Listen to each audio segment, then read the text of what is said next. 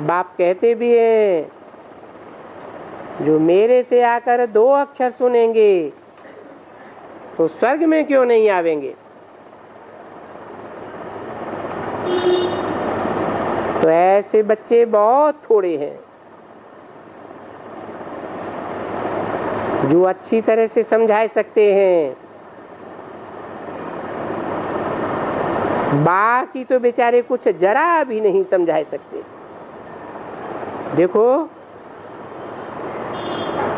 बाबा नीचे बैठकर भी बच्चों से मिलते हैं।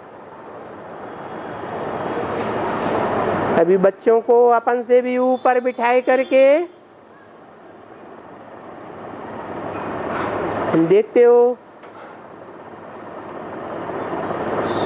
यहाँ कोई गलीचे वलीचे हैं क्या? नीचे बैठे हैं।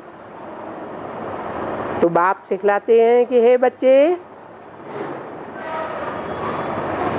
तुम्हें अहंकारी टट्टू कभी नहीं बनना, निरहंकारी होकर के रहना। जो अहंकारी होते हैं वो देह अभिमान में रहते हैं, तो उनको अहंकारी कहा जाता है।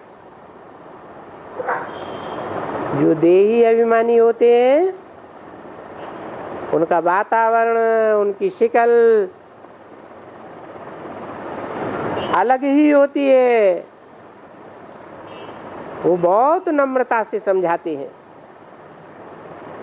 और अच्छी तरह से समझाते हैं। देखो बाप कितनी नम्रता से समझाते हैं। और देखो बाप आते कहाँ हैं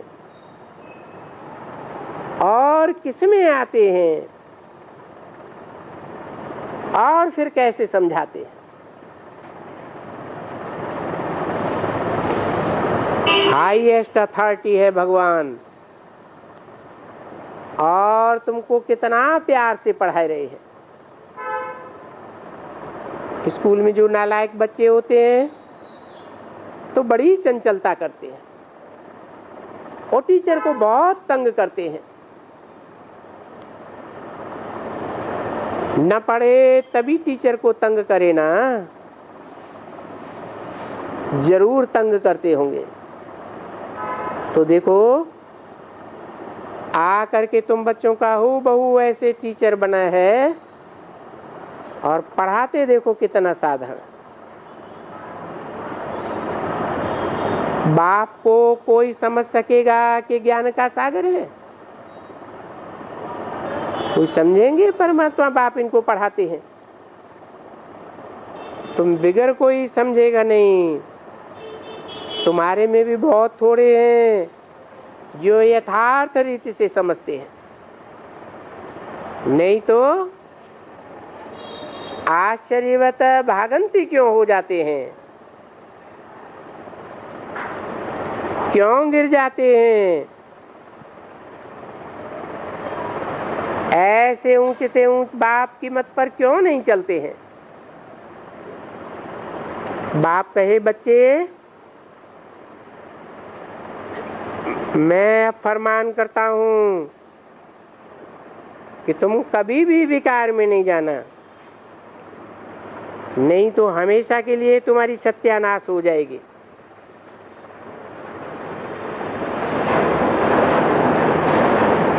विकार किसे कहा जाता है? वे माने विपरीत, कार माना कार्य। विपरीत कार्य क्या है? भगवान बाप कहते हैं सुख देना है और सुख लेना है। कायदे से सुख लेना है, कायदे से सुख देना है। समाज के भी कायदे होते हैं ना, गवर्नमेंट के भी कायदे होते हैं। ये ईश्वरीय गवर्नमेंट के कायदे भी हैं। तो कायदे अनुसार सुख देना है, सुख लेना है।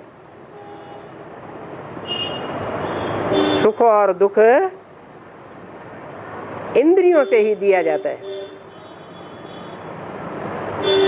तो बोला इंद्रियों से विपरीत कार्य में कभी नहीं जाना। विपरीत माना ईश्वर ने जो बताया है, क्या बताया है? सुख देना है और सुख ही लेना है, न दुख देना है और न दुख लेना है।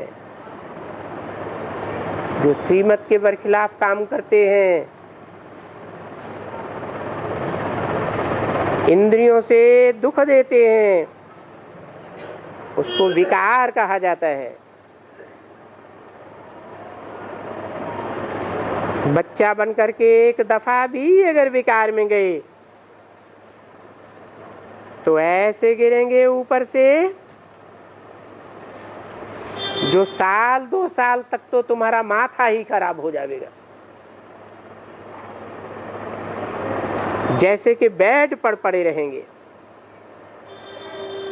हड्डी गुड्डी टूट पड़ी होगी।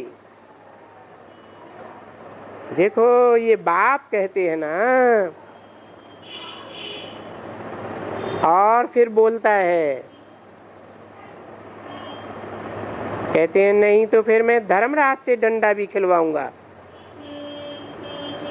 पूरा पूरा खिलाऊंगा, क्योंकि करण करावनहार है ना।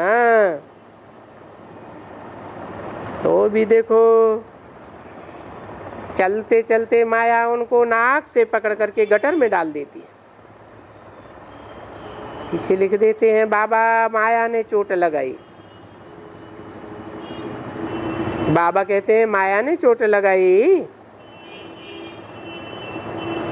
मुआ तुम कमजोर क्यों बन गए? तुमको उस्ताद की महिमा करनी चाहिए या निंदा करनी चाहिए? क्योंकि निंदा करने वाले 2 तरफ हो गए ना।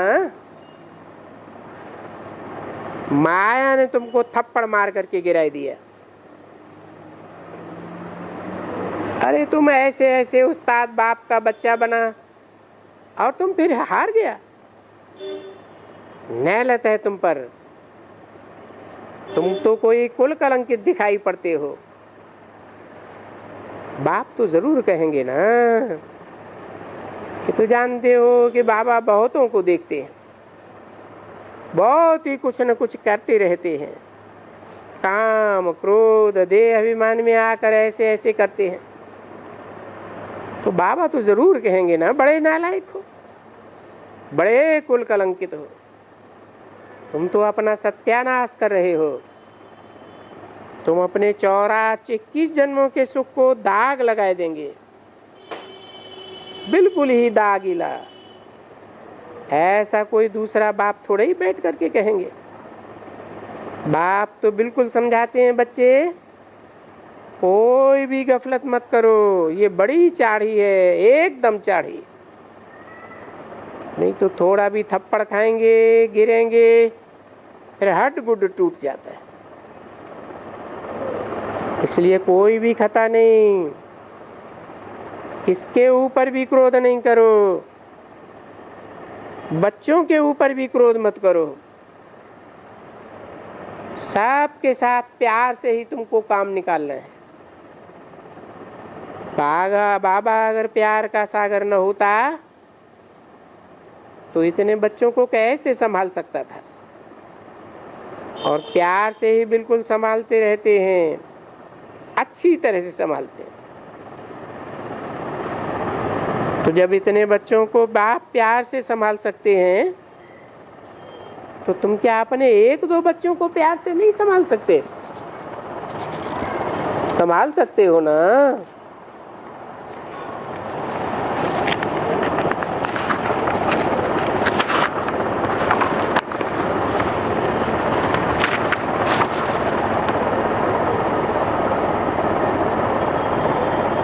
संभाल नहीं सकते हो तो थप्पड़ मार देते हो। फिर थप्पड़ किसको लगाते हो? छोटे छोटे बच्चों को थप्पड़ लगाते हो। उनको तो और ही थप्पड़ नहीं लगाना चाहिए, क्योंकि वो छोटे बच्चे तो महात्मा लोग हैं, विकार की बातों को तो जानते ही नहीं हैं। बाप तो विकारी होता है, तो तुम ये क्या करते हो? विकारी हो करके उस महात्मा बच्चे को थप्पड़ लगाते हो, तो बच्चा तो महात्मा ही गिना जाता है। अच्छा, आज थोड़ी देरी हो गई है,